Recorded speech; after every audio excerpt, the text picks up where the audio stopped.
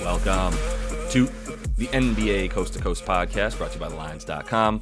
Coming to you from the West Coast, Josh Lander, joined as always by Nate Weitzer on the East Coast. And we're looking at play props here on Monday night for you guys. We have 7 games to choose from in this slate here in the NBA tonight. Make sure to like and subscribe to that page. We've also got a couple game videos up for you. And we want you to head to thelines.com. That's where you can check out all the great content we have going on in the NBA right now. Also want to throw out there that the March Madness stuff is coming in droves as well. So want to check that out as we get into the tourney. Nate, let's go ahead and get into your first NBA play prop for tonight. Yeah, I'm going with Tyus Jones, which is basically just a vote of confidence in Memphis's offense and a vote of no confidence in Dallas defense. As we know, in 12 games since acquiring Kyrie, a 121 defensive rating and allowing the second most assists per game to point guard, second most assists per game overall as well. And Jones is a guy who takes care of the ball and gets dimes. I mean, he had the best assist-to-turnover ratio of all time last season and just didn't get the opportunity to play that consistently, but he was a big reason why Memphis kept winning when Ja was out. In 4 since Ja's suspension now, 18.5 points, 9 assists. He does have a double-double in 3 of 4, including the recent meeting at home against Dallas just 2 days ago here. He also got full minutes against Dallas in the 2021 season. When Ja was out, averaged 7.5 assists in those 2 starts. He put up, 16, 6, and 7 in an ugly 97-90 game where the Grizz hit only 9 threes, where they had a worst assist. They had more turnovers than assists. And that's the big difference we're talking about here. Dallas used to be a stifling defense, a really slow-paced team. Luka's not playing, so they're not going to be as slow-paced. You're going to talk about Kyrie and maybe Jaden Hardy seeing a lot more run here. Jaden Hardy, by the way, a guy to watch for his props when those do come out because he's been lighting it up, and certainly if Kyrie's out, he will light it up again. But I'm looking at Jones over 7.5 assists, not the best odds. You get great odds if you go 8.5 assists or go one more and take a double-double. I mean, he's not a lock to score 10 points, but I think against Dallas he can. He's hitting 2.5 threes at 42% in these 4, by the way. So he could score. A double-double is plus 260 at FanDuel, and that juice is appealing here. Like I said, he just had a double-double against Dallas, and we're in Dallas where I feel like it's just going to be a high-scoring kind of stat-heavy game.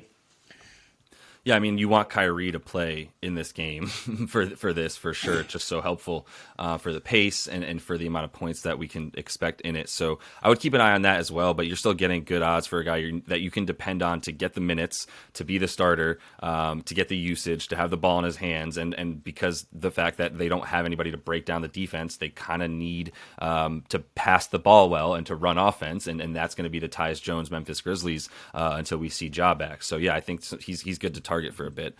I'm going to go under here on a guy who is playing against the Jazz. It's Bam Adebayo, 29.5 points and rebounds. Under that is minus 106 on FanDuel.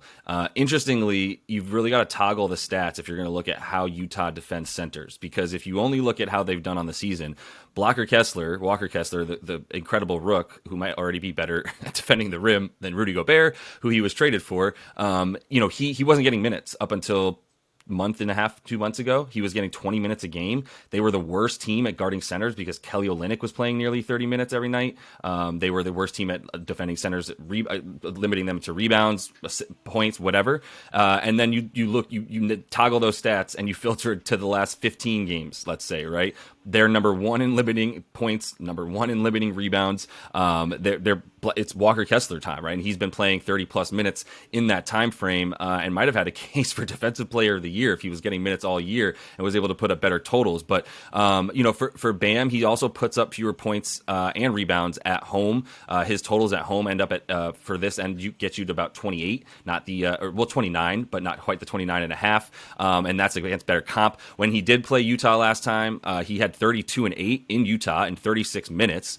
He needed 13 free throw attempts, and Walker Kessler also played 26 minutes as opposed to the 32 that you should expect him to continue to get. And in terms of limiting free throws as well, he needed free throws a ton back then, but he needed 13 attempts to get the 11 points to get him that over that prop. But then, like I said, Walker Kessler wasn't in there. Over their last 8 games, they're actually in the top 8 in limiting free throw attempts to their opponent because of that. So Bam's also been taking a bit of a turn for the worse in the last last like 10 games. And if you look at who he's played, he's only had like one game that he wasn't playing against a pretty good interior defense. And that was against Charlotte. And in that game, he still played poorly and had 14 points and 6 boards, probably because they just always kind of seem to play poorly against Charlotte. But I think, if you look at his averages, it's at 18 points and 6 boards over his last 10 games. And like I said, playing similar, down low competition like Cleveland, New York, Philly, Orlando, all teams that have big guys that can stop what, Bam wants to do as a slightly undersized center anyway. So I think with the size of Kessler in there, that there's going to be some trouble for him. And he and Markkanen have been playing pretty well down low. The Jazz have been frustrating lately, but they've spiked in terms of some great defensive performances. I mean, they also went crazy poor defense in Orlando and 2 against the Thunder, but otherwise there's a lot of like 106 defensive ratings for the game here, and some of the top rebounding numbers in their last 10 as well. So there's definitely an argument here for the under in this game, and for it just being kind of a mucked up game where, there's not a lot of points and rebounds to go around, where Bam is struggling to board up against that big front court, or even winds up in foul trouble against Markkanen. I'd like it here. I'm going with the real scary under here in a game with a 244 total that we're talking about, Kings Bucks. But De'Aaron Fox, I don't know if he's 100%. I mean, he's come back from that hamstring sprain. He did drop 33 against the Clips in another ridiculous game between those two teams. But since then, he's really averaging about 20 points per game with a poor 106 offensive rating, and it's against Jrue Holiday, who has really given him a lot of trouble. In 10 career games, 16 points, 6.5 assists, 3.5 turnovers against the Bucks. He's only gotten to 20 points in 2 of those games. I mean, granted, 2 of his last 3, but the inefficiency is troubling. In his last 6 against Holiday and the Bucks, 19 points per game on 35% field goal shooting is good for an 87 offensive rating. He's only shooting 23% from deep too since coming back from that hammy issue, and I think it's going to affect like his step back game, his perimeter game, and then on the interior here you have Brook Lopez, who is fast coming on as maybe the defensive player of the year, forcing people's hands when he gets 9 blocks in a game. So it might be hard for Fox to get it going on the interior, on the perimeter. He's got Holiday and Milwaukee, which is allowing the fewest assists to point guards all season, and has just been lights out defensively lately. So 25.5 points, or tack on 7 assists to give yourself some breathing room, 32.5 points assists. I think there's a world where he gets, 25, 26 points, but does not get you there with the dimes.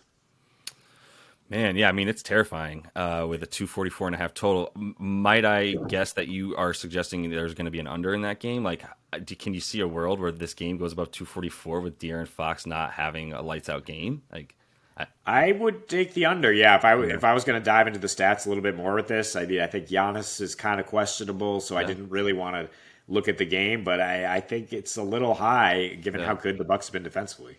And how stagnant they might be on offense without Giannis, the way they were against that Dubs team at home. Much better defensively at home, the Dubs, than the Kings are. But either way, yeah, I mean, I'm with you. I'm looking for the unders. I would throw the assists in there too. It feels kind of high, but the 26 points is not a bad take on this one if Jrue Holiday is going to be all over him. I wonder if Drew's going to be going a little harder on offense. I don't know how that'll affect his defense. I don't know. He's pretty good no matter what he's doing.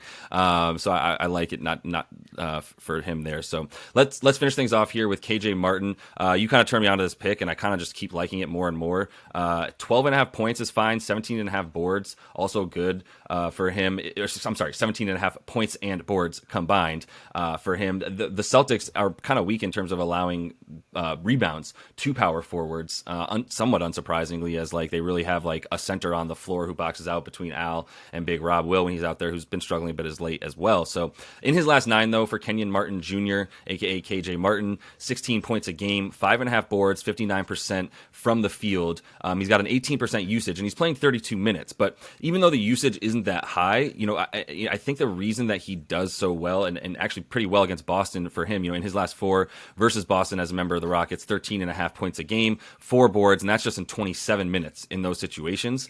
And like I said, Boston's allowing the most rebounds per game to opposing power forwards over their last 7 games and over their last 15 games. But the reason I think, is how KJ Martin scores. He scores off of second chance points, attacking the rim, even getting out in the fast break after getting rebounds. And the Rockets over their last 6 have actually been the best offensive rebounding team in the league. The Celtics have been in the bottom half of the league in terms of defensive rebounding. The Celtics have been bottom half of the league in terms of giving up fast break points. The Rockets are second in fast break points because I think they know if they have to set up an offense, they're screwed and they're not going to score. So get those young athletes out into space and in the fast break and transition. So I think that how hard is Boston really going to be trying in a game they're favored by 13 points at home, where they've at least got the 2 seed locked, and I know they're chasing the 1 seed, but they're probably going to be able to wrap this thing up. I wouldn't even really feel great about them covering, although they probably will. I don't want to have to sweat that out. I'd just take KJ Martin to be able to get some points tonight.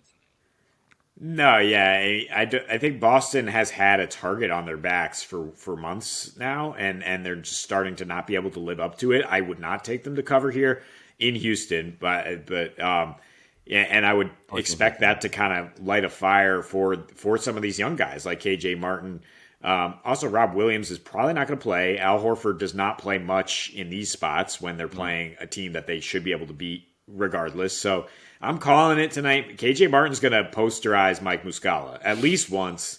It's going to happen. Mike Muscala has not been getting out the way. And when you said attack the rim, I just saw it in my mind. He's going to jump over him and dunk on his head.